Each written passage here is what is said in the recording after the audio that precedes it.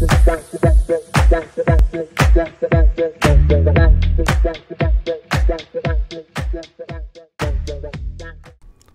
and welcome to Week 9 of the Please Bet on Football Games podcast. I am your host Alex, here with the on-air talent Joe. Joe, how you doing today? Feeling much more talented this week. This was a better week. Better. Yes. Wasn't great. Wasn't perfect, but it was better. It was good. You want to talk about some of the bets? Let's do the bullshit report. All right, first up, this was the best bet of the week. Best bet of the year. So far, yes. We had Minnesota -1. We bet 3 units on it. It was our super best bet. This one actually worked out for us. Yay. Kirk Cousins did pop his Achilles. You know that a best bet is good when you win without sweating for a second, and arguably the best quarterback in the NFL. I know, it doesn't sound right, feels wrong. Kirk Cousins was the best quarterback. He had the best 2023 season of any quarterback alive. And he left in the third quarter, and we never sweat this bet. Yeah, I felt good about it the whole time. Super justified. Absolutely. This one went well. The line was wrong. It was. It brought our best bets up to 6 and 4. Yeah. Good pick. Righteous. Super righteous. All right. On to a loss. We had Houston -3. They ended up losing to Carolina by, 1, 2, 3, something like that. 1, yeah. You know what? I'm going to call this righteous because it was dumb. Why are we betting on the Texans? We're betting on 2 similarly shitty teams, and our handicap was that Bryce Young is completely incompetent. And you know what? He is. But you only need 2 touchdowns to beat the Texans because they suck, because they're not good. So what were we thinking? Yeah, this was just, I don't know. In retrospect, we never should have made this bet. Absolutely.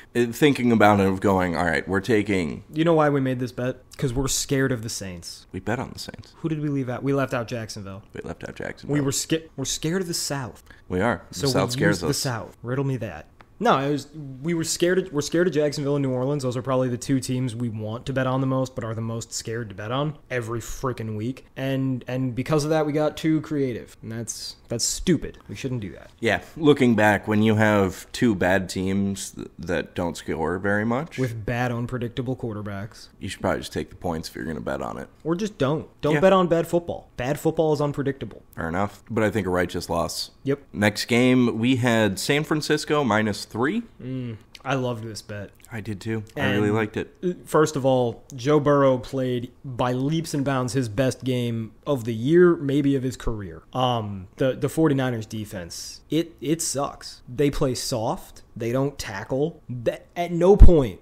I mean, we talked about it last week, or 2 weeks ago, last Bengals game. The Seahawks absolutely shut the Bengals down completely when they realized all you have to do against the Bengals is dare Joe Burrow to throw deep. And the 49ers never did it. They played soft zones the entire game. They never pressed. They never got a pass rush. They basically played to their own weaknesses at every turn. Because who's their defensive coordinator? Steve Wilks. And Steve Wilks is a pussy.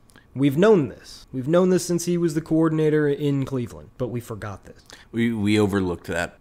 And Brock Purdy, wow, a lot of turnover plays. The Jimmy G comparisons strengthened by the day. Because I keep going back to that. I remember when Jimmy G got there, and he won 7 games to end the year or something. They literally won 7 straight games to end the year. Mm-hmm. Brock Purdy is just to a T. He is Jimmy G. And, I haven't watched Brock Purdy in depth enough to say he's the same type of player.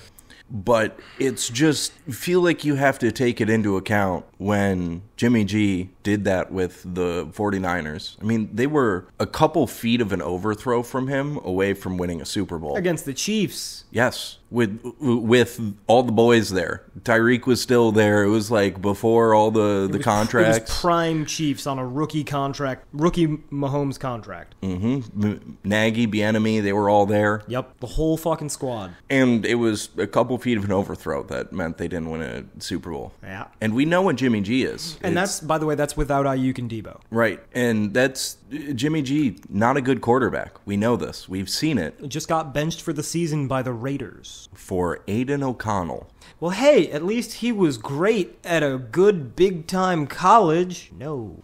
At least he has physical trait. Oh, he doesn't have those either. Yeah, so I don't know. I will need to see Brock Purdy do special things I will say Brock Purdy had the highest volume of impressive throws I think he's ever had in a game. It's just that permission to be kind of mean. Sure. You can tell that Brock Purdy is starting to believe he's actually a good quarterback rather than, being scared and having imposter syndrome. Imposter syndrome's a good thing that helps imposters not stand out. It's a bad thing when you're actually talented, but Brock Purdy isn't. So Brock Purdy starts to feel himself. He did a lot of rolling to the right and throwing back across the middle of the field, and it worked a couple times, and it almost got picked a couple times. He's been throwing deep over the middle, late, and lofting the ball. It worked a couple times. It looks lovely. Sometimes George Kittle doesn't win the jump ball, and then the other team gets the ball, and that's bad. So Brock Purdy is starting to think he's a real quarterback, and he's Pinocchio. Brock Purdy is Pinocchio. He's not a real boy. That is his new nickname.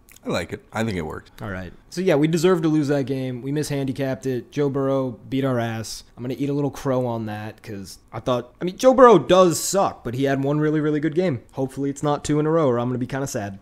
I don't think he sucks. I do. I will go on record as saying I don't think he sucks. I don't think he's anywhere near as good as people say he is. But he's, at worst, a competent quarterback. Dak Prescott, over under Dak Prescott. He's better than Dak. I don't think it's leaps and bounds, but he's better. I disagree. I think he's one step below. Interesting. See, I'd say he's one step above. I have him on the Goff, Daniel Jones tier. Really? Yeah. Yeah, no, see, I think he's definitely better than that. But we'll see. One day we'll have to see him without T. Higgins, and I honestly think that'll tell us a lot. Because he needs 2 elite outside jump ball winning receivers, and a great offensive line, and a good coordinator / head coach. Well, we'll see. Maybe, I don't know who they play this week yet, but the Bills. It's going to tear me apart. It's going to be a tough one. Moving on, another winner for the week. We had New Orleans -1. Super just. Line was probably wrong. Hey, how many points did the Saints score? 37? Something like that. That's a lot. The Saints scored over 30 points. Turns out Derek Carr is not a terrible fucking quarterback. He's just kind of a bitch. And the Colts do suck. A lot. And that puts us up to 3-1-1 on New Orleans Saints bets this year. Look at us. We have bet on the Saints 5 times in 8 weeks. We might fucking do it again. I think we're going to fucking... We'll see. We'll see. All right. On to our 5th and final bet of the week. We had the New York Jets -3. That ended up being a push for us after a very crazy and bad game against the Giants. I legitimately don't know what to say about this fucking game. It was so bad. I feel like a push is a just result. It was a monsoon. It was terrible weather. But also, the Giants missed a field goal that would have clinched it. They passed for no yards. They were on their 3rd-string quarterback. Like, a lot went against the Giants. But we also knew that they were starting a backup quarterback. We knew that the Jets defense was going to be swarming. Frankly, we thought Zach Wilson would play better. I think that a push is a good result. If anything, we deserve to lose. I agree. I think the only way it could go for true justice would be us losing. But I think a push is also fine because that was our handicap. The defense would be able to get after them. Obviously, we get a little lucky with the missed field goal. I also think that's kind of a bad idea to take that kick. Yeah. Because Graham Gano has struggled this year and was having a hell of a time that game. And it was sloppy wet. Out. Yeah, all you need is, dude, take the fucking knee. Just give him the ball. Yeah, it is. I think that was also just a bad coaching decision. So, he missed the kick, but it was also a bad situation to kick in my opinion. What a shot, Owen Power. That's a fucking zinger. Yeah, it's a rip. But a push is fine. Obviously, we don't like it, but we got the best end of it that we could. Yeah, well, actually, I got -2.5, so I'm the king. Wow, good for you. On to our bonus bets. We did have Jacksonville -2.5 as a bonus bet. That one hit. We should have fucking done it. And then we did have a parlay of Detroit and Kansas City -2.5. Fucking...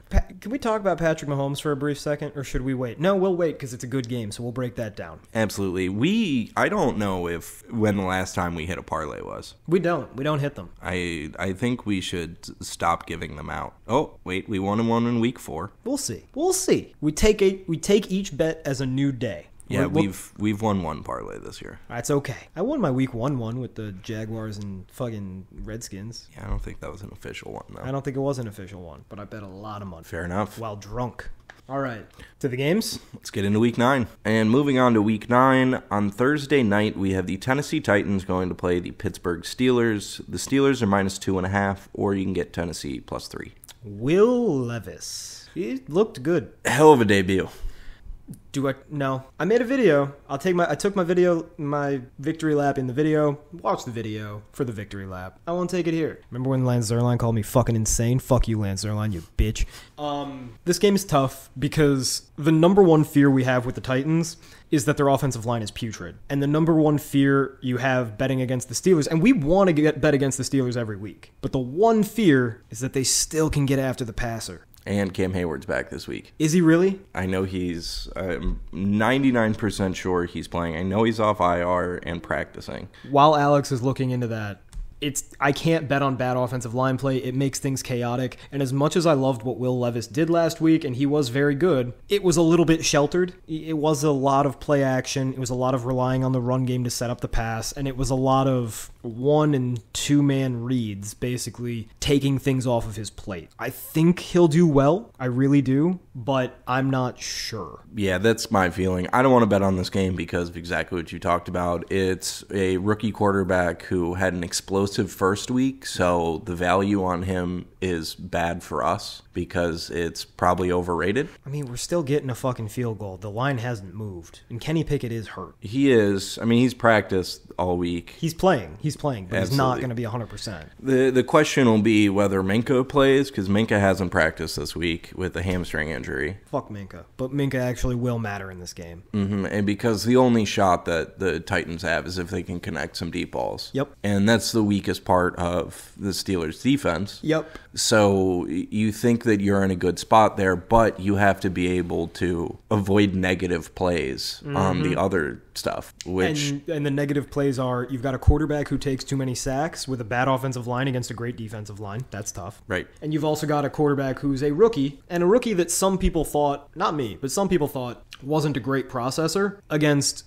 let's call it what it is, man. Minka Fitzpatrick is smart. He's a very smart safety. Yeah. He's not quite the athlete I'd like at my free safety, so there are ways to beat him, but the Titans certainly don't have any speed on their offense anywhere. Nope. So, unfortunately, it's a maybe pile, but I would like to not promote it from the maybe pile. Yeah, I think this one, like, we love Levis. I'm in that boat with you. I think he played great last week and played the type of game that he will play as he continues to grow, which is kind of stay above water for your standard plays and then connect on the deep shots and really do damage there. But this D-line terrifies me. I feel like the Steelers are a team that feasts on young quarterbacks, especially behind a bad offensive line. I know we've said that 6 times, but it matters. Did you know that the Titans have a bad offensive line? Right. And we are scarred because we keep on betting on bad offensive lines, and it turns out poorly. Yeah, and Cam Hayward is playing this week. He was limited Monday, but he was full participant today. Yeah, fuck that. Let's just... So between Cam Hayward, listen, TJ Watt, and... We've got a bad offensive line, a rookie quarterback in his second start, a Thursday night football game, 2 bad teams. This game is made for chaos. If you're going to bet it, go find like Titans -7 and do the alt line because there are going to be some fat tails on this game. It's going to be a chaos game. Next game? Yeah, let's move on. And moving on to Sunday, I believe this game's in Germany. It is in Germany. We have the Miami Dolphins playing the Kansas City Chiefs. The Chiefs are -1.5. I was going to speak, wait, it's 1.5? 1.5. This line is plummeting. It was Chiefs -3 on Sunday. Really? Fuck. Okay, so for a lot of these games, I have like one key question, and if we know the answer to the question, I think we win the bet every time. My key question is, can Patrick Mahomes hang? Like, is he a decent quarterback? Because he's been legitimately bad this year. Again. Like, last year he was great, but 2021, he kind of sucked. And maybe he just sucks in odd-numbered years. He's the antithesis of the... Well, actually, he's just the San Francisco Giants. I was going to say, it's the San Francisco Giants. Even years, win the championship. Odd years, don't go to the playoffs. Except the Chiefs are always going to make the playoffs because Andy Reid. Mm-hmm. But Patrick Mahomes has been legitimately bad this year. He absolutely cannot read a defense. He's not locating his receivers. Yes, I know that the Chiefs have a lot of drops, but Mahomes also has a lot of dropped interceptions. It's just been bad. On the other side, Miami is like the best paper tiger of all time. They will beat the shit out of bad teams, and they will, so far, get stomped by good teams. I'm very tempted to take the Chiefs. What are your general thoughts before we dig into the matchups? I'm not super keen on betting on this game. I'm not either. I don't have a super strong feeling, especially because there are a lot of guys that are beat up on both teams. And so it's always tough to determine the extent of those injuries. I mean, just for the Dolphins, guys that haven't practiced this week, you have Robert Hunt, Brandon Jones, Raheem Mostert, Durham Smythe, which not the most impactful players, but Mostert's been big for them. Brandon Jones matters. Brandon Jones is very good at an important position for them as well. Now, you do have Teron Armstead that I think is coming back this week. He's got to be back this week. And Jalen Ramsey's another week in. Connor Williams is practicing because he didn't play last week, did he? Nah, I don't think so. I know he didn't play 2 weeks ago when we bet on them beating the fucking Eagles. So he's back. Waddle looks fine. Waddle's fine. So, but they've got a lot of big names that are beat up, whereas you look at the Chiefs, I mean, Jerick McKinnon and Willie Gay haven't practiced this week. I don't care. But I don't think it really matters. Everyone else has been practicing that's beat up. Like, I mean, Mahomes is on the report. Algerius Sneed's on the report. Richie James is coming back. Richie James is probably not going to play for the Chiefs again. He demanded a trade. And he's not getting traded, but he's probably getting cut. He's so Richie James is good, but Richie James, Kadarius Toney, what's his name? Mecole Hardman. Throw in Rashee Rice. These are all the same guy. It's true. Sky Moore, a little bit different, mostly the same guy. They got 5 dudes who are capable, smaller, very quick receivers who need the ball in their hands. Well, you need Travis Kelce on the field, so now you can only play 4 of them, and you probably need a running back, so you can only play 3 of them. And you can't have 3 redundant fucking tiny guys, so eventually you only get 1 of them. They're trying to figure out who that's going to be, but it's not cohesive. I'm a little worried about Algerius Sneed. What's wrong with him?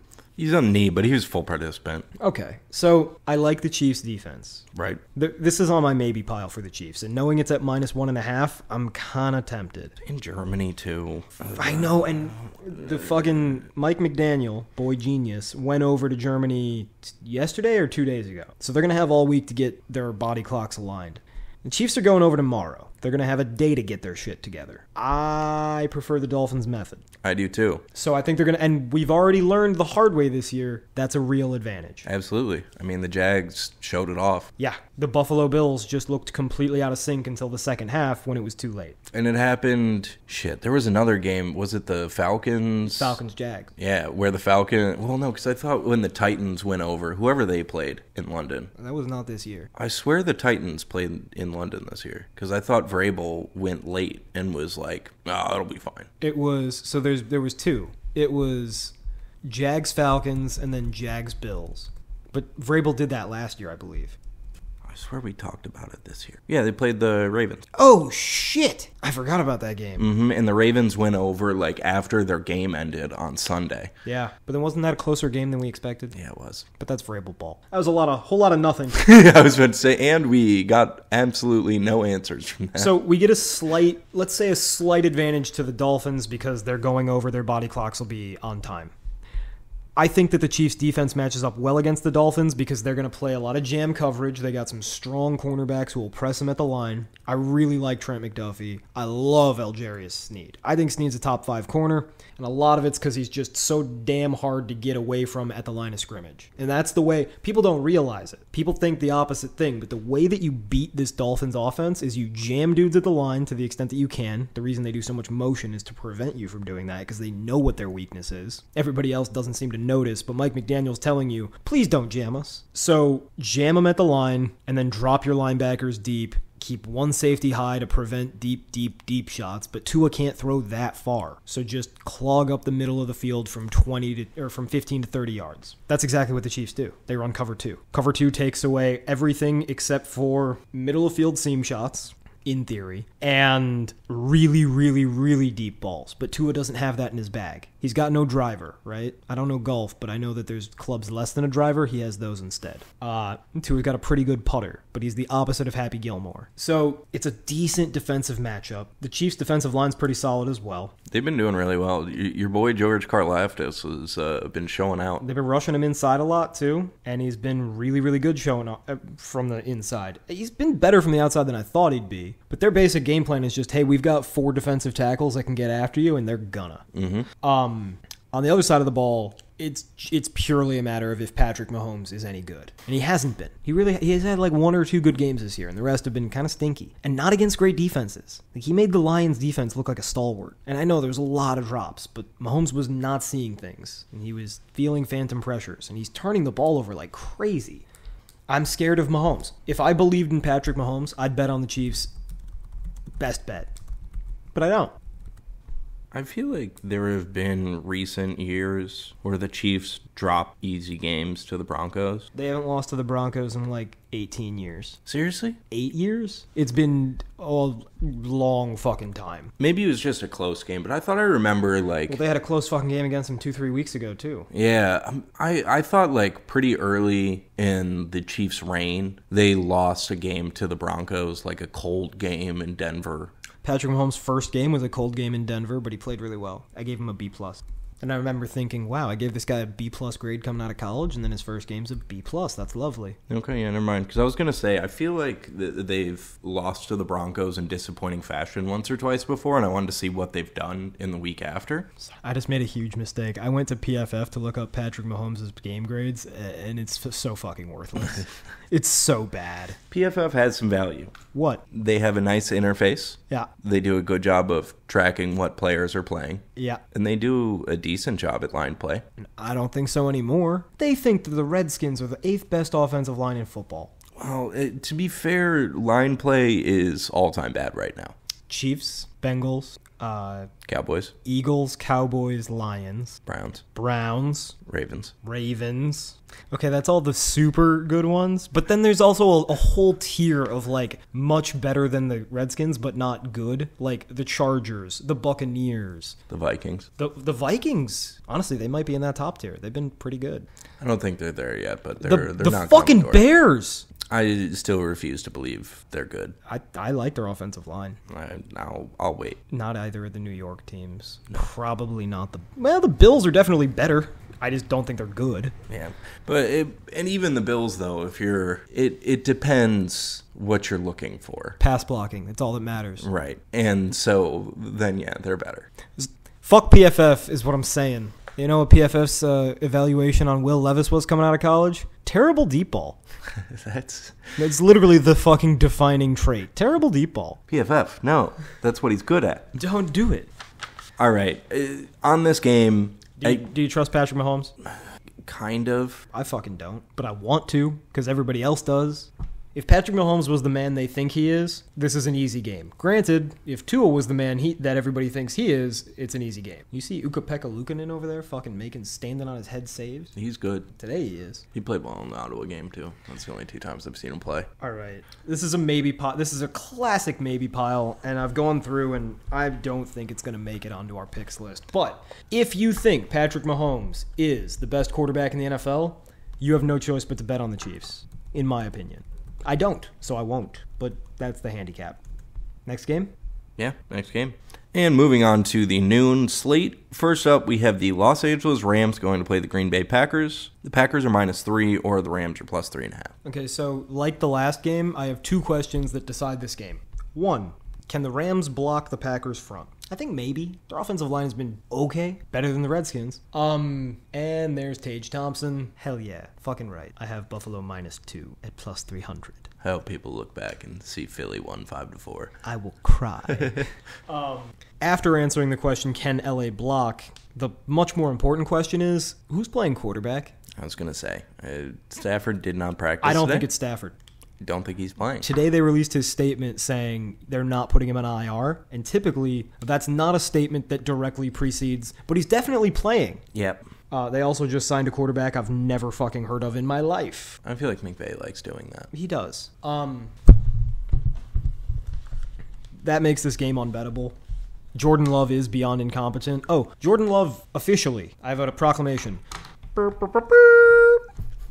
Jordan Love is the worst starting NFL quarterback. There's nothing you can do with him. Especially now that Ritter's been benched. Especially because I have Taylor Heineke on the same tier as Burrow. All right. I'm fucking telling you, dude. I'll show you later.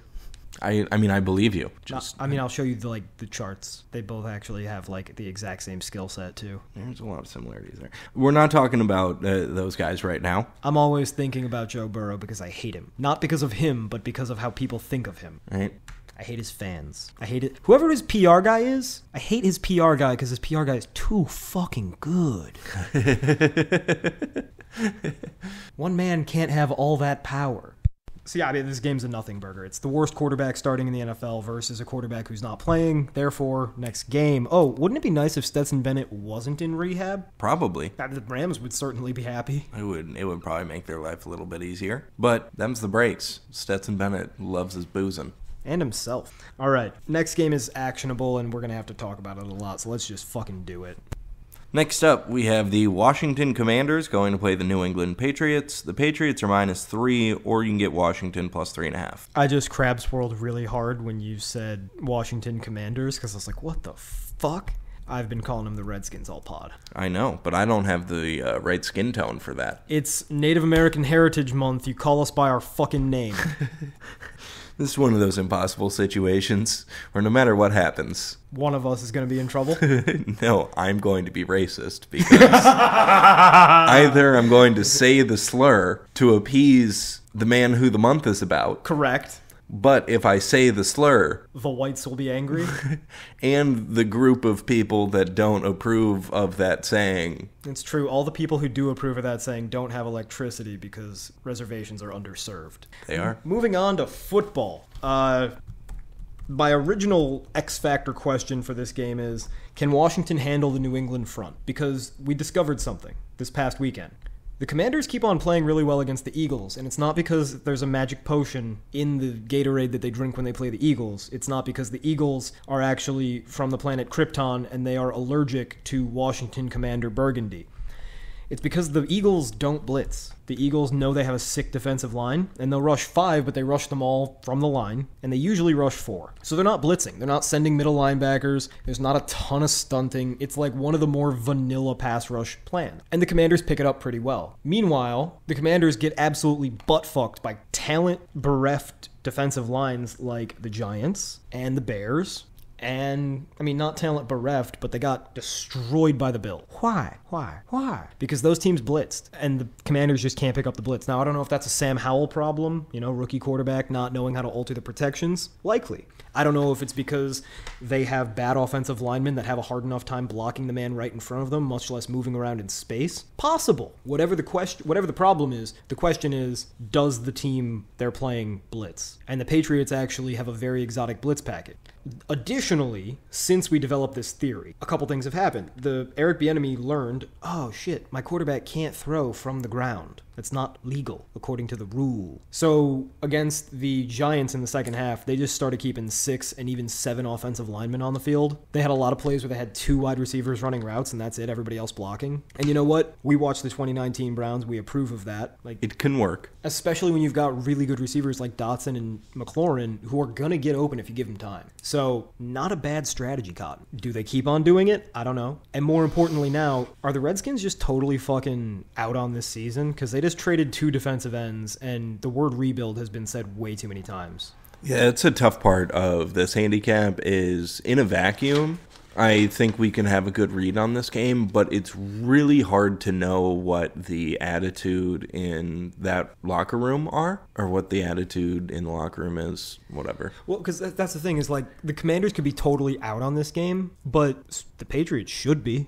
Right, and the Commanders, it might be like okay, well, we're going to show that they should keep us around this offseason. True. Or give us a new contract, or like that money's freed up, basically, so I might be able to actually stick around if I play well. But, yeah, you don't know. You don't know what they're like.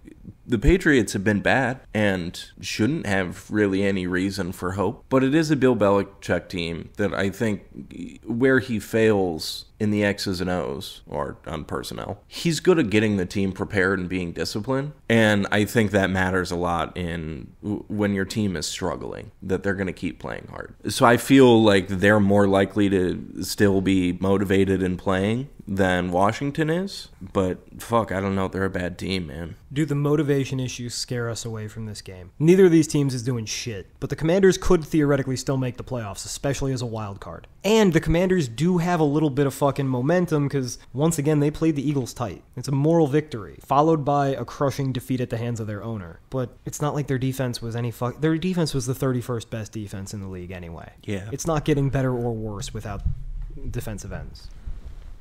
They still have 3 really good defensive tackles, which they just re-upped on, so I don't know what the fuck they think they're doing. Yeah, I have no clue either. I mean, as far as injuries, Devontae Parker and Trent Brown didn't practice today. The whole offensive line for the Patriots has been banged up all year. I was about to say, I mean, they have Calvin Anderson also didn't practice. Oh my god. You know what I just realized? Vidarian Lowe is limited. Did you see the Mike Florio gossip / possible rumor / probably just fan fiction that the Commanders are going to trade for Belichick? What? No, I didn't see that. Apparently Josh Harris wants to trade for Belichick. Oh, no. Because it's 2008. Oh, no. And people still think Belichick's good. Oh, no. Wait, gotta bleep that. That's violence. Okay, so is this another fucking maybe pile? Because before the fire sale, I had this as my best bet of the week. Yeah, I think if they hadn't just traded away their young and promising defensive end along with their currently blossoming defensive end, I'd be all over them. But I don't... Hey, maybe that extremely late 3rd round pick, which is basically a 4th round pick, will turn into a decent defensive end because they have a need there now. I'm still surprised they traded both. I'm surprised they traded both, and I'm surprised they only got a fucking 4th round pick for Chase Young. And why they would still do that trade if the only option was a 4th round. Because I get it, Montez Sweat. How the fuck did the Bears give up a 1st round pick for Montez Sweat? I don't. Yeah, that one... It's the 2nd straight year of trading effectively a 1st round pick for a good player. I think Montez Sweat is more valuable than Chase Claypool, Agreed. Because you know he's going to play. And he'll be very good. Whereas Chase Claypool, it was like, I mean, he could be good. But he's not going to fit. But he's also an insane person. Here's the problem. Montez Sweat can be the best he's ever been. The Bears still need 3 more new starting defensive linemen, a new quarterback, a new cornerback, a new safety, a new linebacker, a new linebacker, and probably a new coach. Yeah, I mean, they have a lot of work to do. And they also need a new contract for Montez Sweat in 3 months. Yeah. I mean, I don't want to get into Bears talk right now, but I don't... Here's Bears talk. Fucking why? And how? Holy shit. Next game? Fair. Let's move on. Next up, we have the Tampa Bay Buccaneers going to play the Houston Texans. The Texans are -2.5, or you can get the Bucs +3. Ching, ching, ching, ching, ching, ching, ching, ching, ching. Yeah, I was about to say, as soon as I saw that, I was like, oh, cool, we're betting on the Bucs this week. 3 units or 5? I want to do 5. How the fuck do they not win, or how do they lose by more than a field goal? What does it look like? They're in a dome. Mm-hmm. CJ Stroud might be able to just do what he's been doing all year and throwing a bunch of short. Is that enough to win? I mean, fuck, it might be. The Bucs, they can't run the ball. Here's the thing. This is the one team they might be able to run the ball against. You think? It's the worst run D in the league, I think. I mean, they are very bad. The Texans are a very bad team. They just lost to the Panthers. And they deserve to. Tampa's coming off a bye. A mini bye. Hopefully they did some soul searching or like, we're better when Baker throws the ball. There's no secondary in Houston. No. There's one, no. Grenard's a decent pass rusher too. They got 2 edges. There's no interior line. There's no real linebackers. They got fast linebackers. They don't have linebackers who can play football. Personally, I put $5,000 on the money line, and I don't think that's enough. I think I need to bet more. Yeah, you're right. I'm looking at the injury reports right now. The Houston Texans did not practice today. Mm-hmm. Kader Holman. Nope, no idea. Brevin Jordan. Doesn't matter.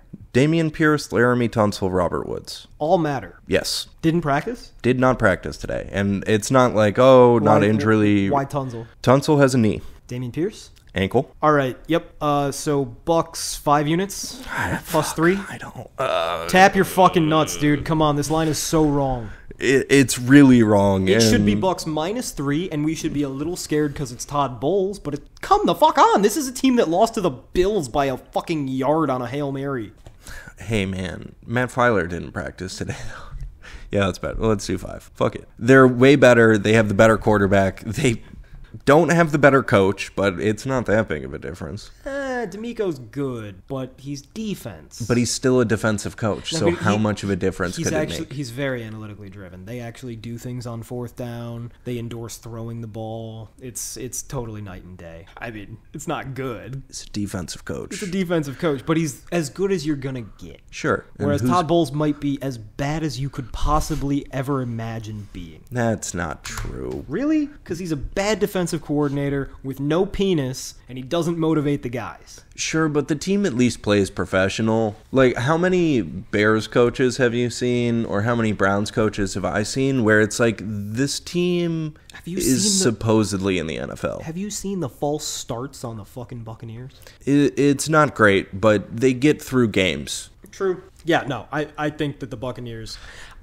What does it look like? How does it? It has to be turnover driven.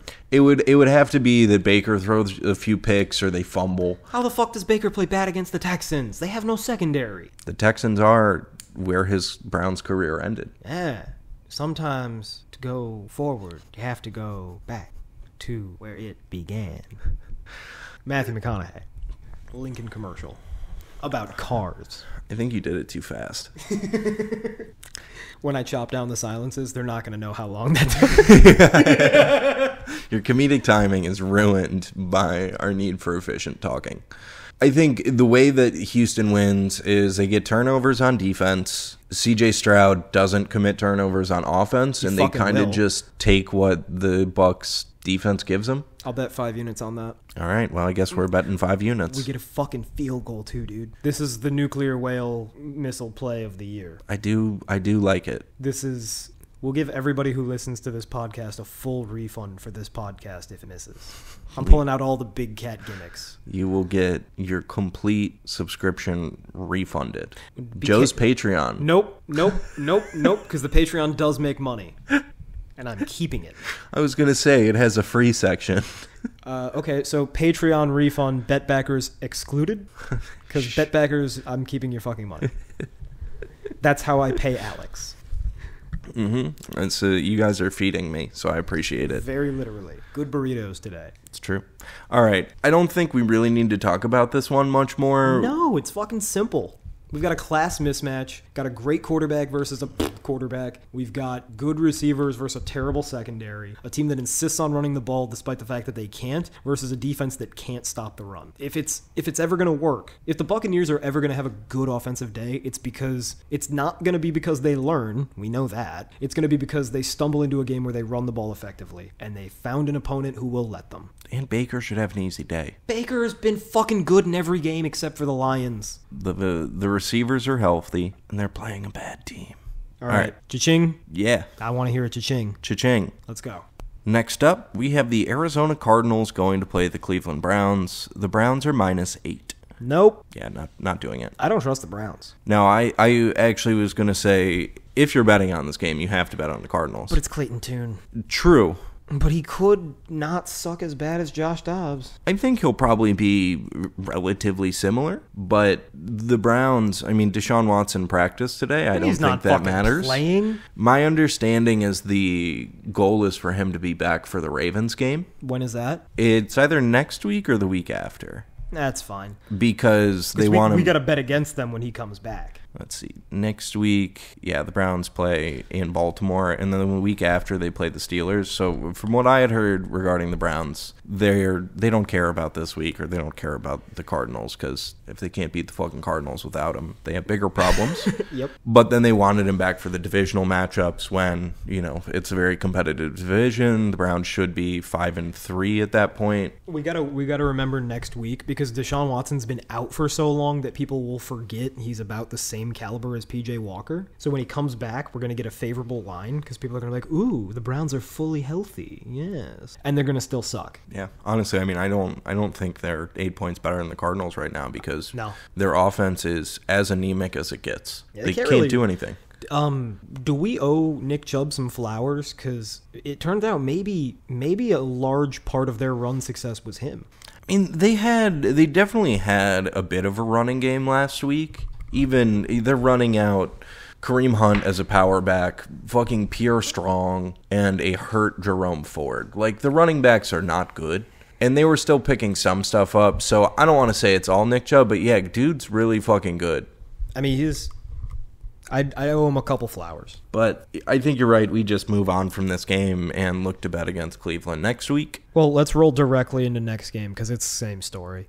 Next up, we have the Chicago Bears going to play the New Orleans Saints. The Saints are -7.5, or you can get the Bears +8.5. I can't lay 7.5, even with my Saints against those Bears. We love betting on the Saints. The Saints are underrated. The Saints defense is good and confusing, and Tyson Bagent's not a starting quarterback. No, he is not. I'm not certain he's a backup. I'm not certain. I like his traits. It looks like he has something in him, but like the guy has never had NFL or D1 coaching. If he's ever going to be something, he needs some time to learn how to play. And like I know that I say I don't believe in development. I believe in development when you've never had a professional teach you how to play. That being said, I simply cannot bet on this game. I cannot. No, I don't think it's worth betting on. Next game's a real game. Yeah, next game's a real game. Let's talk about a real game. Oh, before we move on to the next game, the Saints minus, is it 8? 7.5. That's a drop-dead leg. You fucking tease that bitch. Tease that bitch like a fat kid with a ponytail on the playground. Next game? Let's move on. We have the Seattle Seahawks going to play the Baltimore Ravens. The Ravens are -5.5. All right. Do you have a like or a lean on this game? Probably just a lean. All right. We're going to do 3, 2, 1, and then we say the team we're leaning to, okay? 3, 2, 1. Seahawks. Dude, 5.5 might be too many points for a Baltimore team that doesn't really look any good at... Like, okay, Lamar has had his best games as a passer. They've been against bad teams, and they've been okay. They've been B and B+ performances. This is not killer shit here. Last week, they looked not good as a passing offense. And now we get the Seahawks, who have an excellent secondary against... Well, here's the problem. Baltimore's defense is very exotic, very well-crafted, and just good. I don't trust Geno Smith. No. Because there's no good football in this fucking league, dude. There's no good quarterbacks, and the few good quarterbacks have terrible coaches. And the good coaches have terrible quarterbacks. And Geno Smith is some combination of both. Because he does some of the best shit. He's got some of the most arm talent. The release is so quick. The accuracy is so pinpoint. The pocket presence is occasionally incredible. But there's no consistency in any facet of his entire game, and it hurts. It's wild. I mean, I watched a good amount of him play last week, and yeah, you see like 5 throws a game that you're like, damn, few people in the league make those throws. How did he drop it in there? And then you see 5 other plays where you're like, have you seen an NFL defense before? Are you aware that those are corporeal people?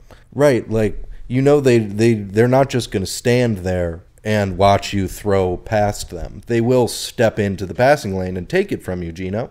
So he scares the shit out of me, but I think it is a good matchup. They've got a decent defensive line that's got some size to it in Seattle, which helps a lot when you're dealing with kind of the road graders that Baltimore puts out there. And they did just add Leo Williams. So I think that bodes well for them on top of already having a really good secondary, which will make those Lamar throws a lot tighter. Now, he's been making a lot of tighter throws this year, but I think this is one of the better defenses they're going to play. Yeah, so their last 3 games, Lamar's looked pretty good. Right. Who have they played? The Lions? Man, Jimmy G was like 2 passes away from shredding the Lions. Like, the guys are open. Remember how I said Baker Mayfield had his 1 bad game against the Lions? Mm-hmm. It was a bad game because guys were open deep all fucking day, and they just didn't hit him. So I'm not impressed by beating the Lions. I'm not impressed by scoring on the Lions for damn sure. Frankly, I think the Lions, unfortunately, they're on a bye, but I think they're pretty overrated. Another paper tiger? Ha-ha! Yes. But Seattle is so disappointing. Like, the Bengals game killed me. 4 trips to the red zone, couldn't do anything. And they barely beat the Browns last week with P.J. Walker. Barely. Because Geno kept on turning the fucking ball over. Mm-hmm. But they're getting 5.5. And they play close games because their defense is good. Right. And it just got better. And you know what? Leo Williams is going to step in and be himself because defensive tackle requires almost no thought. In fact, the less thought, actually, the better. It's do you go right or do you go left? It's mostly do you go straight. Well, the lineup. As far as injuries, the Seahawks, I'm on their website and they have the Ravens injury report, but not the Seahawks. Their own. Yeah, I don't know. Maybe the team didn't submit one today. But the Ravens, you have OBJ, Gus Edwards, Morgan Moses, Odafe Owe, and Ronnie Stanley, and Rock Ya-Sin. Now, granted, his was an illness, but none of them practiced today. So their offensive line's pretty banged up, but my issue with that is that they have 2 offensive lines. They do. The good ones. So it's just going to come down to Geno Smith. If he's the Geno Smith that Steven Ruiz believes in, we're all going to have a Merry Christmas. But maybe, Pyle, Seattle because points are nice. That doesn't feel like a handicap I want to throw my fucking money behind. I know. I feel like we've had a lot of those this week. Then we'll have a very nice, meaty summary section. Because currently we have 1 bet. Yeah, but we have 5 units down. Those facts might be related a little. Fair. All right. Should we just go to the next game and come back to this? Yeah, we'll come back. Fuck. It gets worse. And for the final game in the noon slate, we have the Minnesota Vikings going to play the Atlanta Falcons. The Falcons are -4.5. Or you can get the Vikings +5.5. Should we do it? I don't Should we bet on the fucking Falcons? Maybe. Is Taylor Heineke an upgrade or not? He is. He's a big fucking upgrade. And okay, I've loved the Vikings. I'm the man who said they're the best 1-4 team of all time and they're probably going to make the playoffs. Well, Kirk Cousins is hurt. You know what a big part of my handicap was? Kirk Cousins was the best quarterback in the fucking world this year. Actually, now it's going to be Jaren Hall, and I don't know enough about him, so I don't want to say he's not good, but I watched like 1 game from him and wasn't impressed enough to keep going. Man, I think the Falcons are the play. I think they are as well, but 4.5 is a tough fucking number to deal with. And that Vikings defense has gotten so much better. But Taylor Heineke's a veteran. I mean, he makes dumb fucking decisions. We shouldn't bet on bad football, but we might have to because there's no good football. Is it a maybe? I don't even know. How does this play out? The Falcons are going to run the ball.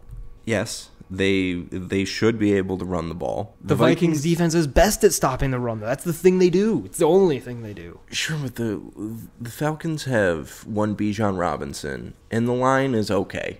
It's a good run blocking line. Right. Arthur Smith can really design a run. Yeah, so I think that you're now getting into the Falcons' best thing is obviously their running ability. Yeah. The Vikings' best thing on defense is their run stopping ability. Yeah. So those cancel out a little bit. Do you think that the Falcons' passing game gets an edge, or does it make them fall behind against this Vikings passing game? So we have one of the rare scenarios where it literally just comes down to who's the better offense. Who's the better passing offense? And I think it's the fucking Falcons, dude. I think it is right now. Is it better by 2 field goals? I don't know either. And I hate it. AJ Terrell can lock up Jordan Addison. They don't have a good secondary option. I mean, TJ Hawkinson is, but he's a tight end. Oh, God, man. I think the Falcons might be a bet. They're certainly a lean. I could get behind it. If we think Ritter sucks that bad, we think Taylor Heineke's mid as fuck. That's a big upgrade that's not being proportioned. This line hasn't moved since Ritter was the starter. They think it's an even proposition. Sure. And Minnesota, they did just lose their quarterback that was playing incredible football. Gotta be soul-crushing. I mean, Vikings fans are distraught, and I feel for them. I mean, I saw reports of in the locker room after that game where people were saying, like, it does not feel like they just won a game in this locker room because they're all depressed as shit. Because they know that their chance to win the division went from actually pretty solid. Good. Yeah, I mean, Detroit has games on them. Good. But very solid shot to now you got to get Jaren Hall or Josh Dobbs to get you to the playoffs. Apparently, Kwesi was listening to Creed in his office while trying to work the phones and manipulate a trade. Like, that's a real story. Apparently, Creed does not work for everything. Kwesi's a fucking really bad GM. Listen, evidence is mounting. Josh Dobbs changes nothing. The fact that you could not net a Jacoby Brissett, a Mariota, a Tannehill, a Jameis, a Kyle Trask, something. I heard that Washington wouldn't deal Brissett for anything less than a third rounder. Fine. This is the problem with Kwesi. He has no idea if he's coming or going. He doesn't know if they are trying to win or if they are completely rebuilding. And he unfortunately has the terrible burden of a really, really good offensive roster and offensive coach. So if he had a fucking mind, he'd be trying to win, knowing that defenses can be bought or ignored. Instead, he wants to kind of tear everything down while also not. So if you're trying to win, win, yeah, go get Jacoby Brissett for a third-round pick. Go get Ryan Tannehill for a third-round pick. Go get Andy Dalton. He's not playing. There are options. I don't know if Tannehill is really an upgrade from Kirk Cousins. No, he's not, but he's an upgrade from Dobbs. Well, I think they're the same kind of player, Cousins and Tannehill. Him and Kirk Cousins are the same level of availability right now, which is neither of them play football. I think Tannehill could play if he was playing for a team that could win. I think so, but until 2 weeks from now when he gets hurt again. Yeah, you're right. And plays 16 snaps. And so then, fine, throw Tannehill out. Andy Dalton, Jameis Winston, Jacoby Brissett. I don't trust Jameis, but I see what you're saying. A third-round pick, and you go to the playoffs. And you know what, Kwesi? I've seen your third-round picks. They don't play. I've seen your first-round picks. They typically don't play. Where's Andrew Booth and Lewis Cine? Lewis Cine was a good pick. Clearly, we're missing something on Lewis Cine. With the information we had, good pick. Didn't work out. Good at football. Might be insane. Doesn't help. Only way that I can justify his lack of playing time. Although Cameron Bynum has been really good. Mm-hmm. The Vikings hurt. The Vikings are hurt. I lean to the Falcons next game. Our summary is going to be very long. So long. And into the 3 o'clock hour, first up, we have the Indianapolis Colts going to play the Carolina Panthers. The Panthers are +3. You got to take Indy, right? Well, based off of what we learned from last week, we should take the bad team catching points because these are two bad teams. Yeah, we should just avoid this game. I think so as well. Granted, it's bad football. Bad things happen during bad football games. Right, because I agree with you. I think I would talk myself into Indy here. I like Steichen a lot. Indy keeps playing tough. I think Steichen has got that team playing really well. I think that offense is really creative. I think Steichen's a good coach. Yeah, but it's Gardner Minshew. Exactly. And no defense. It's DeForest Buckner and just by himself. Well, yeah, the fucking every game is 30 point. Yeah. The overs are 60 fucking. I mean, Bryce Young sucks, but nobody sucks that bad, right? Except for maybe Jordan Love. Yeah, I think we just stay away from this game. Okay. Next up, we have the New York Giants going to play the Las Vegas Raiders. The Raiders are -1.5, or you can get the Giants +2.5. Okay, so the Giants are the play. Yeah. Is Daniel Jones playing? I believe he is. I was about to say, I think he is, but... Now, the only question with the Giants is, do they give a fuck? We also get you get the interim coach bounce from the Raiders. You do. That helps. And it's Antonio Pierce, who gave a whole big talk about how he grew up in Compton listening to Run DMC, and they're going to be excited about him. NWA. What did I say? Run DMC. I got letters on the head. That was a New York group. That was the whitest thing I could have done. Daniel Jones has been cleared to return from his neck injury. But will he? Or is he a Deshaun Watson? He is ready to go. Yeah, what's their offensive line look like? They have massive injury problems. But I think that the Giants are the play. To the extent that they're going to be good or to the extent they're going to win a game. Looks like the O-line's all healthy. I mean, Evan Neal and Andrew Thomas both are on the injury report, but they were limited today, so I assume they're playing. Yeah, they got enough young players that are battling for jobs. Yeah, everybody wants, yeah. Yeah, Daniel Jones is limited to... The only did not practice or did not participate were Darren Waller, who is... Darren Waller's never playing again. Yeah, you're right. You said that like a week ago. I said it 2 years ago. And I was like, nah, he'll be all right. And then he got taken out in like the first series for a hamstring injury. He's never playing football again.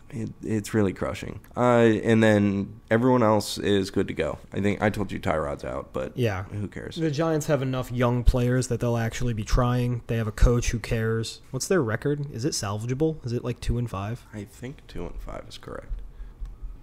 2-6. The Raiders are 3-5. Oh, God. I think the Raiders might have hope. They don't. They can't. It's a hopeless game of bad football. Do we even try? I don't want to, but at a certain point we will have to pick a game. All right, throw it at the bottom of the maybe pile and we'll evaluate later. God damn, these games suck. Yeah, it's a tough one. You know, every week we keep on saying most of the games suck. It might just be that the league is not good right now. And by might, I mean it certainly very obviously is that the league is not good right now.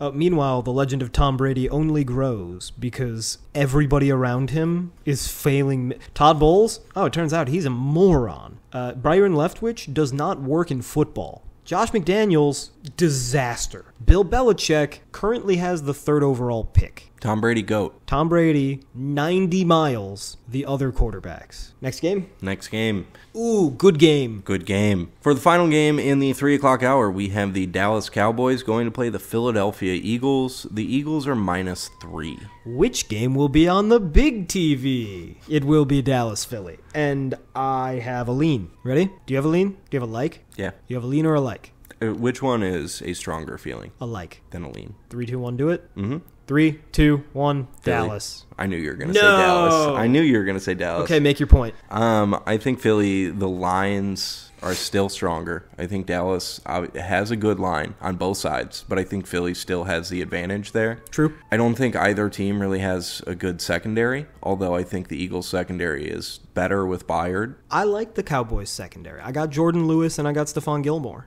See, I think Stephon Gilmore is still good, but he's old. He's not the true shutdown guy that he is. No, he's not Gilly Locke. Right. And Philly has incredible receivers. It's ridiculous. How many games of theirs do you watch where you go, that's a bad throw? A.J. Brown steals multiple touchdowns per game. And it's Devontae stupid. Smith steals probably 60 yards a game. Yeah, probably. And so I think that when you have those guys, I think they're still making out in front of Dallas in their secondary. Yeah. So I think that Philly has the advantage on offense. Defensively, I think Dallas has a bit of an advantage in their wide receivers versus Philly's secondary. But I don't think it's that much of a difference because I think it's kind of seedy. Yeah. And that's they it. don't really use Brandon Cooks. Because Brandon Cooks, I think he should get more use, but he doesn't get used. Shoulda, woulda, coulda. Michael Gallup is not good anymore. No, he shouldn't play. And so I think that it's kind of just seedy. So I think that there's still an angle for Philly in the talent. I think Philly's better coached. Yeah. And they're going to be playing in Philly.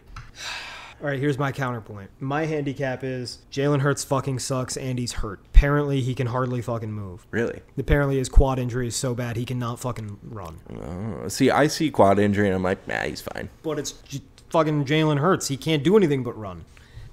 Additionally, I know that the fucking Eagles' offensive line is great. I think its tackles are its weak point. I think that Lane Johnson's not that good. Now, I think he was always overrated because he false starts every fucking play. Sure. But, we got to live in the world we live in. He's allowed to. So we might as well just be the quickest man of all time. He's a second faster than time. That being said, he's not looked great lately. And I know he's banged up, and that might be playing a large part. But he's going against Micah Parsons. Micah Parsons is really good. And Micah Parsons is going to put that quick... usually Lane Johnson wins because he's set up in his pass protection before the defensive end can get to him. But if anybody's ever going to get there in time, it's going to be Micah Parsons. Additionally, I don't think you can run that easily against that Dallas front. It's become so stout. So you're going to take away a lot of the run game, and DeAndre Swift has been excellent, but we saw the Commanders handle it last week, and Dallas is just better. And then finally, Dak Prescott's actually been pretty decent lately. I think that the Eagles are a fraud. Jalen Hurts keeps on making turnovers. He keeps on sitting in the pocket and patting the ball. It's gonna bite him. They can't go undefeated in games against good teams. And I get 3 points. This is a team that barely beat Washington last week. Sure, but Washington seems to play them different. I know, when when Washington has a good offensive line, they are great. And for whatever reason, they have a good offensive line against the Eagles. And because the Eagles have barely beat Washington both times they've played them, but they've looked good against everybody else. No, it's true. It's very true. And again, the issue, like even last week, where you watch them, and multiple times where you go, oh, this should be a turnover, or this should be an incomplete pass that ends the drive. And then A.J. Brown reaches back and then stiff arms a guy. And it happens so many times. It is somehow sustainable. Right. It's something that you can actually count on. And so I feel like it's hard to say, they can't keep doing this when they keep doing it every week for the last year and a half. Yeah, no, it's real. So that's where I can't just say, it's just fluky bullshit and Jalen Hurts, But I do agree with you. I just don't. I'm just not that impressed by Dallas offensively. It's got to be a cigarette bet. Sure. I got Dallas. You got Philly. Yeah. You and the Bird Watcher versus me and righteousness. Mm-hmm. I'm looking at how they played last year. Gardner Minshew should have beat him. Right. And then when both teams were healthy, the Eagles won 26-17. And Dak played like shit. He did. He had. And Dak's a little bit due to play like shit. He had 3 picks. He hasn't played like shit in a month. And he does like to play like shit. The weather won't be bad, though. It's going to be like 50s in Philly. So it's not going to be a freezing game that Dallas has to accommodate for. Aroldis Chapman's on steroids. He's been throwing too hard lately. He fixed his... When he got out of KC, he did all kinds of stuff and started messing with his mechanics. Like Tren?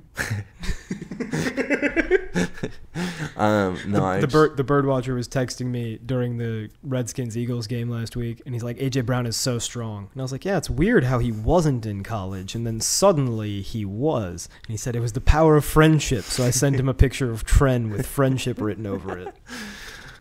They don't test for steroids in the NFL. Nope. I don't think they test for it in college either. I know they don't test for HGH. I don't think they test for steroids. I think they might like once a year.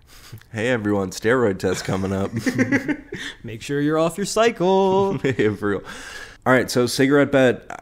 I don't think we're making a pod bet though. Well, we can't because we're split. Mm-hmm. Okay. Well, we've done that before. Yeah, I can overrule you. You've just hammered through, and I don't have that strong of a feel. I wouldn't be shocked to see Dallas win because I'm going to personally bet it. Sure. I mean, I Not don't big. think it's a bad bet to take Dallas because I remember that from the 2 times they played last year where that Dallas line fucking got after him. I'm going to bet a fucking date with Michaela DeMater on the Buccaneers money line. Nobody knows what that means. They fucking better Google it for their own good. No one can spell that last name. Yeah, French last names are really tough to spell and pronounce. All right, on to Sunday night. Fuck! Yeah, I've been afraid of it all pod. I'm not even joking. Let's just do it. All right. We have the Buffalo Bills going to play the Cincinnati Bengals. The Bengals are -1.5, or the Bills are +2. This line is down. This line was Bengals -3 Sunday night. Really? So this line has moved substantially. Rasul Douglas, baby. I actually do think he's a really good fit because they play a lot of cover 3, and he's a genius at cover 3. I don't know if he'll be ready. He should be. His fucking job's to play cover 3. Regardless, I think the line moved because of Leonard Fournette. No, I have hope for the Bills. The Bills should win if there's a God, but there isn't oftentimes, especially when Joe Burrow's involved. That injury report, not great either for the Bills. Hit me with it. Rasul Douglas listed as just got here, which I think is pretty funny. Is he actually? Yeah, it's literally just got here. The Bills are a fun bunch. But the thing that worries me is Josh Allen did not practice with a right shoulder injury. That's his throwing arm. Kaiir Elam. He sucks ass. Doesn't matter. Balin Spector. I don't know who you are. Me either. It's just a fun name. I had to put it out there. Is that a white guy? You know it. Okay, thank God. As far as the Bengals, theirs is much better looking. Trey Hendrickson didn't practice today with a foot injury. That's a big deal, but then they also have Joseph Osai. And didn't they draft Miles Murphy? Fuck me. They may have. Duke Tobin is such a good GM. He tends to do a good job. The Bengals their front office is run by Duke Tobin and like 4 dudes. Because Mike Brown has $7. Well, that's exactly how I would run my front office. Like if I got hired to be a GM, you'd be my assistant GM.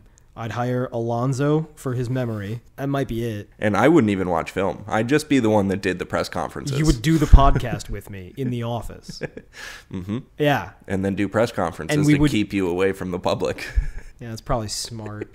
It would all go fine until one day just someone would say something to you and there'd be a 30-minute clip on YouTube of like, watch this GM get fired in real time.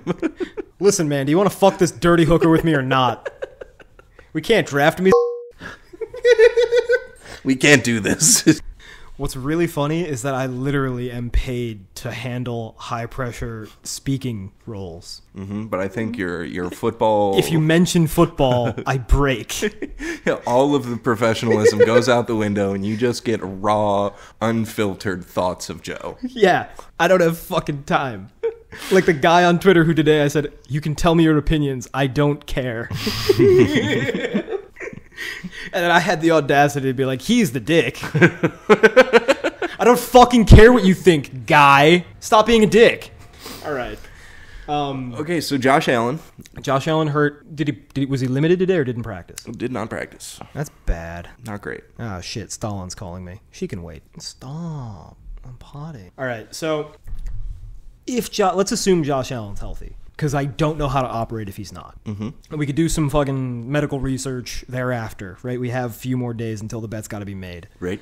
Assuming Josh Allen is substantially healthy, the Bengals are going to play drop 8. They haven't been doing it as much this year, but they will do it against the Bills because the Bengals' Achilles heel on defense this year has been that they keep on letting up big chunk plays. That's going to suck for Josh Allen because it means he's going to have to run, and if he's banged up, he's not going to want to run. Additionally, the Bills just can't run the ball. Like, they can, but they shouldn't. Josh Allen has had a mini-bye, so to the extent that the Bills are going to be healthy, they got a head start on it. On the other side, we established earlier in the pod how you beat Joe Burrow. You dare him to throw deep. If you can convince him to throw deep, the Bills have a really good advantage because of those safeties, right? They have 3 Is Micah Hyde playing or is he hurt? He's not on the injury report. Is he on the IR? Well, what about Poyer? Also not on the injury report. Okay, so you're going to have 3 good safeties in Rapp, Poyer, and Micah Hyde. Again, all of them smart. We saw how they handled the Dolphins. That was good stuff. The question is if they'll be aggressive enough to press at the line of scrimmage. And you know what? I actually think they will. Because Rasul Douglas is a big corner. He's like 6'3". And he doesn't really know what the offense is. So they're probably going to run a lot of cover 3 with him. And he's probably going to press at the line and pass off to the safeties. And that's how you stop T. Higgins and Jamar Chase. I was it is the Buccaneers, and they do run stupid plays, but I was impressed with how well the defense held up in coverage when they were covering. Obviously, you can't be impressed by their ability to stop the run, because that's natural. But also, Von Miller's getting healthier, and if they're ever going to use him, now's the time. This is going to be a good fucking game. It's the DeMar Hamlin revenge game. Over under 8 times they fucking show him in his street clothes because he's not playing. I was about to say, he didn't practice even. But I do think I think it'll matter to the players. Like, as a Bengals player, it's kind of hard to get up for the Bills and be like, yeah, we killed their players, so let's finish the job. For the Bills, not only did they kill your buddy temporarily, but then they slaughtered you in the playoffs. Matt Milano is really good, and they are going to miss him this year. But the Bengals don't really throw over the middle of the field like that. Not in that way. When they do, it slants to receivers, but that's not what Milano's best for anyway. He's best at carrying a tight end, and they're not going to use a tight end. Irv Smith has like 6 catches this year. And he's had some very large fuck-ups. Yeah, so I don't know. One of 2 things is going to happen. The Bengals are about to be a good team that struggles with other good teams sometimes, or they're about to be the hottest fucking team alive. Which one's more likely? Like, are we going to drown in Joe Burrow propaganda and cocksucking next week, or are the Bills going to win this game? See, I feel like this is about the time of year that we start drowning in the Joe Burrow propaganda, though, because they always start slow. Yep. And then they get better as the year goes on, and then it's like week 13. It's like, is this the best team in football? Man, you're right. I'm thinking with my heart. I think the Bills are a better team when everything clicks, but I don't think everything's clicking right now, and I don't think it's reasonable to believe it will. Meanwhile, everything does seem to be clicking for the Bengals, and we're not catching 3 anymore. And Josh Allen might be hurt. Is this another fucking we can't bet on this game? It might be. It's a really good game. It is. It's going to be such a fun game. I'm saying no to a good hockey game I could play in so that I can watch this game. That's impressive. I gotta watch this fucking game. I did it a couple weeks ago, too. I don't have time for hockey. Hockey can be played all winter. The ponds are gonna freeze in like 2 weeks. Oh, and we're playing hockey on the pond by Lincoln Park Zoo. Cool. We have to. We got shovels. I got brooms. I got pucks. We'll do it. Don't call the cops on us, listeners. That would not be nice. All right. Well, I have a bet for the next game, so let's just get to the next game. All right. Let's move on. And on to Monday Night Football, we have the Los Angeles Chargers going to play the New York Jets. The Jets are plus 3.5. Fuck, the line moved to 3.5. It was 3, and I loved the Chargers. Just because I don't think that Zach Wilson can move the ball on anybody. I agree. Even his best game against the Chiefs was not good. Patrick Mahomes just sucked. Justin Herbert isn't always elite, but he's never terrible. Like, I don't think I've ever seen Justin Herbert have a D game. Yeah.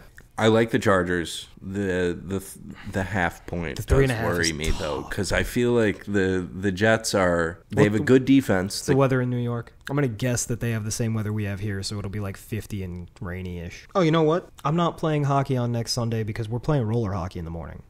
Yeah, apparently it's going to be like low to mid-50s. But Dry. Yeah. Justin Herbert's an Oregon boy. He can handle some cold. Yeah, I just feel like the Jets are a team that typically loses by 3 to 7. I'm laying it. Because, Yeah.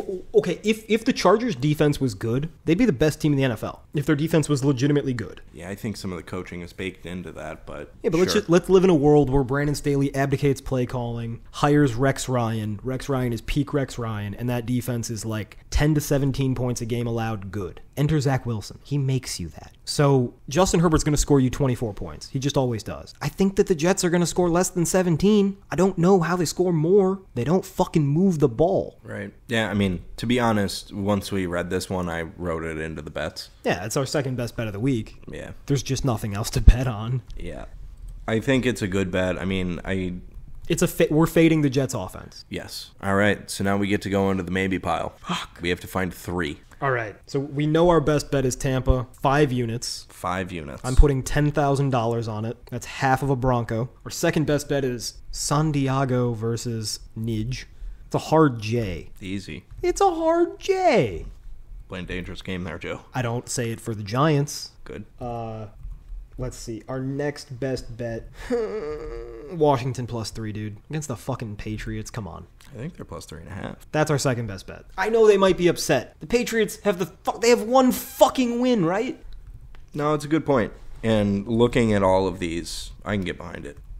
So we got 3. We need 2 more. 2 more. We have Kansas City -1.5, Seattle +5.5, Atlanta -4.5, and Buffalo Give me +2. Kansas City. They're going to be pissed, dude. And the Dolphins just aren't all that. I'm sorry. I think you're right, actually. That one scares me the least of the other ones we have listed because... When's the last time the Chiefs won or lost 2 in a row? Oh, God, I don't know. This is where we need a third person to be our stat boy. Listen, I know, right? I just do injuries and weather. If Patrick Mahomes... our biggest worry is Patrick Mahomes. I'm worried that he sucks. 90% of people, maybe 99% of people would tell me Patrick Mahomes certainly doesn't suck and is in fact really good. If Mahomes is really good in this game, it's not close. We just need him to win. Okay, so we need 1 more. Seattle, Atlanta, Buffalo. Or Indy. See, I don't want to bet on Buffalo because if they lose, I'm going to feel so bad. And if they win... They're not going to win. They're not going to win. The reason I think Buffalo might win is because I need Joe Burrow to turn in a stinker. Because I fucking put myself out there saying he sucks, and I still believe he sucks. And the next week, he had the best game I've ever seen him play. Yeah, it's tough timing. And Joe Burrow is good for at least 1 dropped interception a game. But it will be dropped. He could walk to the defensive back and hand him the ball, and it will be dropped. He's just made of God material. He flashes his gigantic plastic teeth at people and they seize. I kind of agree with you. I don't want to bet on that game. But I don't You know what I want to bet on? I like Dallas. But I'm not going to do that to you. I mean, we can bet on Dallas. No, there's other games that are in the maybe pile. I don't like Seattle +5.5. You like Tennessee +3 against Pittsburgh with a banged up Kenny Pickett? Or Atlanta -4.5 against a... Atlanta -4.5 is the bet. It's the bet. That's what I think we have to go with. If we think the market knows anything, we have to bet Atlanta because the market didn't react to Ritter being upgraded to Heineke. And if the market is even remotely close on everything else, we have a ton of value. I think that's like a 2-3 point swing. Minnesota is going to start Jaren Hall. I think you said Jaren Hall earlier. I don't know who he is, so I'm taking your word for it. He went entirely. to BYU. He was Zach Wilson's backup. When Zach Wilson left, people were like, this guy might be pretty good. Not Zach Wilson, but pretty good. And then he wasn't. That's tough. I mean, he lost direct competitions with Zach Wilson. Honestly, he disappointed me in the preseason, too. Yeah, fuck it. Taylor Heineke. I loved him at Old Dominion. Let's do it. All right, so our 5 picks are Tampa Bay, which is the only one we truly love. Mm-hmm. +3. 5-unit bet. 5 units. That's a super, super duper best bet. We can work on that vocabulary, but... That's the cut your dick off best bet of the week. If they lose, you might as well do it because things are bad. I'm betting that money line. I currently have 3 units on it money line. I'm debating putting 2 more units. I probably should, but if it loses, I will cry. Yeah? A lot. Yeah? Third best bet is San Diego versus the Jets. Mm-hmm. We skipped the second best bet, but we That's because the second best bet is my Redskins, Native Heritage Month, beating the Patriots. We have them plus 3.5. But The poetic righteousness of that. it would be. Indians over Patriots in Boston in Native Heritage Month? Come on!